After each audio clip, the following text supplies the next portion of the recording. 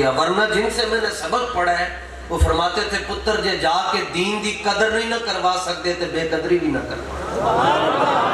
بہت سی محفلیں ایسی ہیں کہ بابا جی پہنچے تقریر نہیں کی، وہاں سے منڈے رو کیا گڈی موڑ چلیے، نہیں کرنی۔ اس لیے توجہ سے حضرت غزالی زمان راضی دوران فرماتے ہیں کہ جس کے دل کی صفائی ابو بکر کریں گے حضور نے ادھر ہی آنا ہے، اور کوئی جھگڑا نہیں ہے جی ہمارا کسی سے۔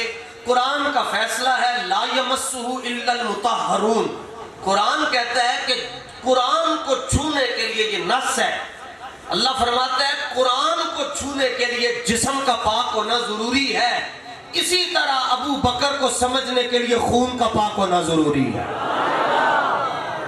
مجھے پتا ہے میں میلاد کے مہینے میں گفتگو کر رہا ہوں، میں نے آپ کو ادھر ہی لے کر آنا ہے کہ صحابہ نے میلاد منایا تھا یا نہیں منایا، میں آپ کو ادھر ہی لے کر آؤں گا کہ صحابہ نے میلاد کس طرح منایا۔ آگے چلیں،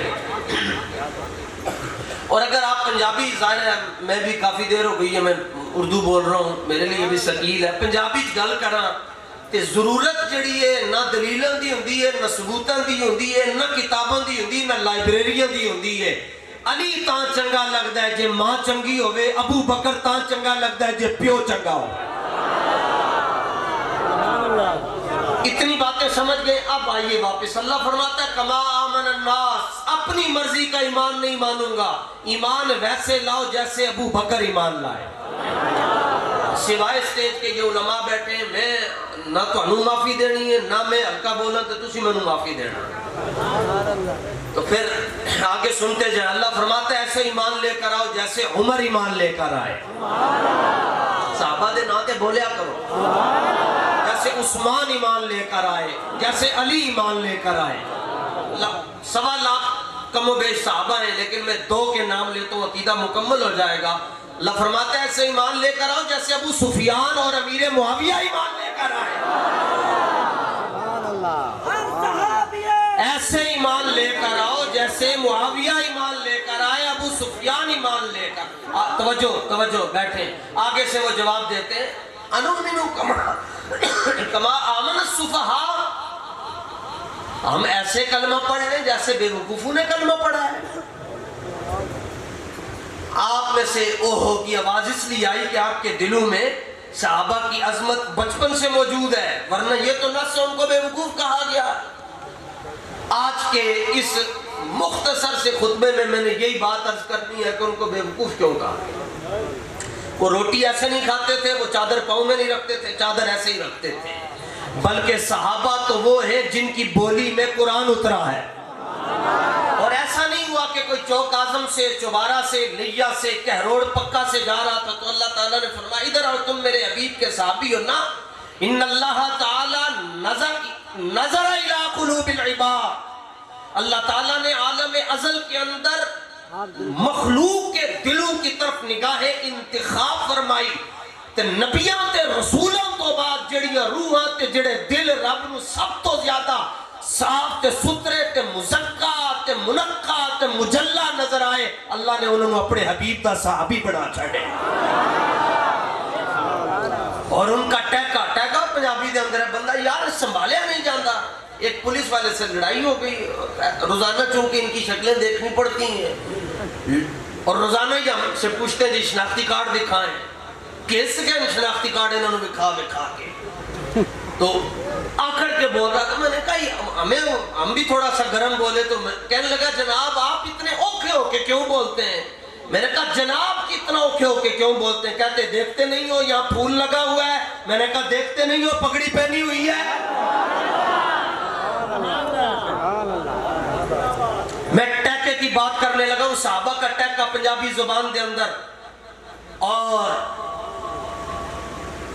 ان کی تعلی اور ان کا تفاخر کچھ مان بھی ہوگا ہے نا اپنی نسبتاں دے۔ فرمان ساڑھے بابے نے کیا کہ رسی جڑی ہے نا مالکاں دے ہاتھی چوبے کتا شیرانو بھی پہ جاندہ ہے، رسی مالکاں دے ہاتھی چوڑی چاہی دی ہے۔ کیا دبے جس پہ حمایت کا ہو پنجہ تیرا، شیر کو خطرے میں لاتا نہیں کتا تیرا۔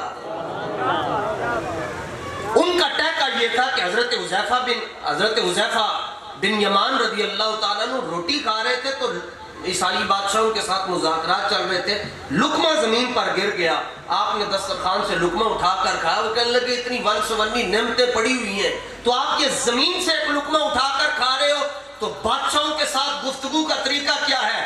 فرمایا نترک سنت نبینا لہذہ الہمقہ، فرمایا انہاں بے وقوفاں دی خاطر میں اپنے نبی دی سنت چھڑ دیا۔ حضرت قبلہ خواجہ صاحب جلوہ فرمائے میں اس طرح کرنا سوء ادب سمجھتا ہوں، لیکن آپ سمجھ جائیں گے ان کا ٹیکا یہ تھا، اور ان کے اندر جو حضور کی غلامی اور حضور کی نسبت کا فخر اتنا تھا کہ حضرت نعمان بن مقرن رضی اللہ تعالیٰ عنہ ایک کرسی پر بیٹھے مذاکرات کے لیے، تو توجہ نہ گئی، کرسی سونے کی تھی، جب توجہ گئی فوراً اٹھ کر زمین پر بیٹھ کے بادشاہ کہنے لگا زندگی میں سونا پہلی بار دیکھا ہے؟ فرمایا نہیں، سونا پہلی بار نہیں دیکھا، جس حبیب کا کلمہ پڑا ہے اس نے ہماری نگاہ میں سونا اور مٹی دونوں برابر کر کے رکھ دی ہے۔ پھر آپ اس طرح کر کے بیٹھے، یہ والی ٹانگ اس ٹانگ کے اوپر رکھ کر اس کے سامنے بیٹھے، وہ کہنے لگا جناب یہ کیا بیٹھنے کا انداز ہے؟ فرمایا جانتے نہیں ہو غلام کن کے ہیں ہم؟ اس کے باوجود ان کو کہا گیا، یہ دیکھیں اس محفل میں 500 بندہ آیا، کسی نے نہیں پوچھا یہ کون ہے یہ کون ہے، ایک بندہ یہاں سے منفرد وضاقتہ سے آئے گا، جس طرح مظہری صاحب آئے، سب کی توجہ گئی، قبلہ نے اعلان کیا۔ کچھ لوگ ہوتے ہیں ان کی ادائیں منفرد ہوتی ہیں، صاحب مستدرک للحاکم نے لکھا کہ جب مکہ مکرمہ میں صدیق اکبر چلتے تھے لوگ پوچھتے تھے یہ کون چل رہا ہے، انوکھی وضع ہے، سارے زمانے سے نرالے ہیں، الہی عاشق کون سی بستی کے رہنے والے ہیں، پوچھا یہ کون جا رہا ہے، جواب آتا تھا ھذا ابن ابی قحافہ المجنون، یہ وہ جا رہا ہے جو حضور کے بارے میں کسی سے بات نہیں سن سکتا۔ یہ پنجابی ترجمہ ہی نہیں کر سکتا، تسی میں کہو گے مولانا آپ کو کیا ہو گیا؟ تو پنجابی ترجمہ جھلا جا رہا ہے، جھلا ہے، ہمیں تو ساری زندگی کسی نے حضور کی محبت میں جھلا ہی نہیں کہا، ہم کس طرح کے عاشق ہیں؟ سلطان پاک فرماتے ہیں عاشق ہوئے عشق ماوے دل رکھی وال پہاڑوں، لکھ لکھ بدیاں تے ہزار اللہ میں کر جانی باغ بہاراں ہوں، تے منصور جائے چک سولی دیتے جڑے واقف کل اسراراں ہوں، سجدے و سر نہ چاہیے باہو توڑے کافر کہڑ ہزاراں ہوں۔ ایک تقریب کسی دوجہ دی سن کے جی بندہ پرا ہو جاوے، وہ بھی کوئی سنی ہویا، سنی کا ایک ہی مقصد ہے، یا وہ حضور کی عزت پر پہرا دے نہیں تو مر جائے، بس اس کا کوئی اور مقصد نہیں ہے۔ اور جی اس کی بھی سن لیتے ہیں، اس کی بھی فلاں یہ کہہ رہا تھا، فلاں یہ کہہ رہا تھا، فلاں یہ کہہ رہا تھا، فلاں کو چھوڑو، بس اتنی بات بتاؤ۔ اعلیٰ حضرت کہتے ہیں وہی آنکھ جو ان کا منہ تکے، وہی لب کے محو ہو نات کے، وہی سر جو ان کے لیے جھکے، کہا جس کو سنتے ہو دیکھنا اس کا سر در رسول پہ جھکتا ہے یا نہیں جھکتا۔ ان کو بے وقوف صرف 2005 میں استاد صاحب نے سبق پڑھاتے ہوئے یہ بات فرمائی، وہ صدیق اکبر تک وہاں سے لے کر یہاں تک فرمایا ایک ہی بات ہے جی جس کی وجہ سے صحابہ کو بے وقوف کہا گیا، وہ بات یہ ہے کہ وہ حضور سے انیوا پیار کرتے تھے، بس اور کوئی وجہ نہیں۔ وہ ہاشمی قریشی بڑے بڑے خاندانوں سے، لیکن ان کا بے وقوف ہے جلے، اور وہ حضور سے انیوا پیار کرتے تھے۔ اور اس کی میں مثال آپ کی خدمت میں پیش کرنا چاہتا ہوں۔ صاحب شفا نے قاضی یاز مالکی رحمت اللہ تعالی علیہ نے لکھا شفا شریف میں، حضرت انس بن مالک کے حوالے سے آپ فرماتے ہیں میں نے صدیق اکبر سے لے کر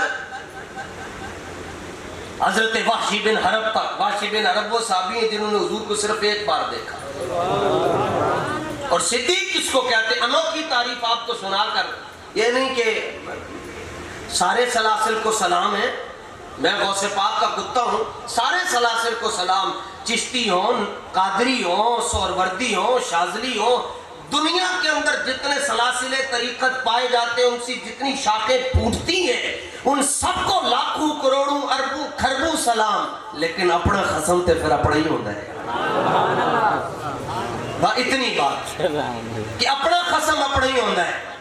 وہاں سے حضرت انس کہتے ہیں میں نے حضرت صدیق اکبر سے لے کر وحشی بن حرب تک سب کو حضور کے دروازے پر آتے دیکھا، لیکن کسی صحابی نے حضور کے دروازے پر اس طرح دستک نہیں دی، نہ کس طرح کر کے دستک دی۔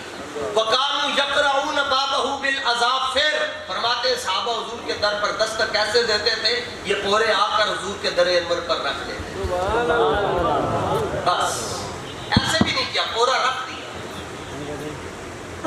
ہزاروں صحابہ کو کہتے ہیں کہ میں نے دیکھا وہ حضور کی بارگاہ میں آتے تھے، حضور کے در انور پر، حضور کے کاشانہ اقدس کے اندر، دستک کس طرح نہیں دی، بس دستک یہ کہ اپنے پورے رکھ دیے. اور اللہ تعالیٰ نے منع کر دیا ینادونک من وراء الحجرات اکثرهم لا یعقلون، فرمایا جو باہر کھڑا ہو کر اونچی آواز سے آواز دے رہا ہے وہ بے وقوف ہے. سورہ حجرات کا پہلا رکوع، فرمایا ان کے پاس چراغ عقل نہیں ہے. آواز کیوں دی؟ اور آواز انہوں نے اس لیے دی کہ ہم نے کلمہ پڑھنا ہے. ابھی آئے کبھی بنی تمیم کے لوگ مسلمان ہونے کے لیے آئے، آواز دی، اللہ نے فرمایا نہیں، کلمہ بعد میں پڑھنا، پہلے میرے حبیب کے آداب بجا لو. دستک دینے سے منع کیا، اس کی وجہ کیا؟ ایک وجہ جی، فرمایا دستک اس کو دی جاتی ہے جس کو خبر نہیں ہوتی کہ باہر کون کھڑا ہے. سمجھ آئی ہے؟ صرف ان لوگوں کو سمجھ آئی ہے جو اسکول کالج پڑھنے والے. میں سلام پیش کرتا ہوں. ویسے بھی اب جو ختم نبوت کی بات نہ کرے، ناموس رسالت کی بات نہ کرے، یا لبیک کے نعرے سے جس کو تکلیف ہو اس سے لڑا نہ کرو. حافظ شیرازی کہتا ہے جھلیا تنو پتہ نہیں ہے دیہات حق اس کی احمد بندگانے چیدہ خدرہ بخاصہ می دیہات بادائے نوشیدہ خدرہ. فرمایا جھلیا اللہ اپنے حبیب دی محبت ہر ایک نو نہیں دیندہ، چوڑ چوڑ کے عطا فرما، چوڑ چوڑ کے عطا فرما. نہیں بھائی ایک دستور ہے نا، نہیں بول رہا فلانا سجادہ نشین، فلانا مولوی نہیں بول رہا، فلاں نہیں بول رہا، فلاں نہیں بول رہا، فلاں نہیں. اور سال 1929 ہے، فرمایا کوئی نہیں بول رہا. او محلہ سرفروشاں کے اندر ترکھانا دا منڈا علم الدین اللہ نے انہوں میدان کھڑا کر چھڑے. تو سرکار پیر سید جماعت علی شاہ صاحب رحمت اللہ تعالیٰ علیہ 55 حج کیے، اور ابو العرب ہے، محدث ہے، لاکھوں حدیثوں پر متنن سندن جرحن تعدیلن مہارت تامہ ہے. چہرہ دیکھ کے غیر مسلم کلمہ پڑھتے ہیں. لیکن 1929 کے اندر پیر سید جماعت علی شاہ صاحب لاہور پہنچے تو غازی صاحب کے جنازے پہ آ کے اپنی پگڑی آپ کے پاؤں میں رکھ دی، اور آپ پاؤں کو چوم رہے ہیں، ساری دنیا ماتھا چوم رہی ہے. ان کا شاہ جی آپ کی لائن یہ ہے. فرمایا نہیں میری لائن یہی ہے. ان کا نہیں حضور آپ سید ہیں، آپ ادھر آئیں. آپ نے فرمایا میں ماتھا نہیں چوم سکتا. انہوں نے کہا کیوں؟ فرمایا اس لیے نہیں چوم سکتا کہ ماتھا کل رات رسول اللہ نے خود چوما ہے. میری جگہ وہ ہے کہ مقام فیض راہ میں کوئی ججا ہی نہیں، جو کوئے یار سے نکلے سوئے دار چلے. ہمارا رستہ ہی ہے. اس لیے فرمایا دستک اس کو دی جاتی ہے جس کو پتہ نہ ہو باہر کون کھڑا ہے. جس طرح آج نام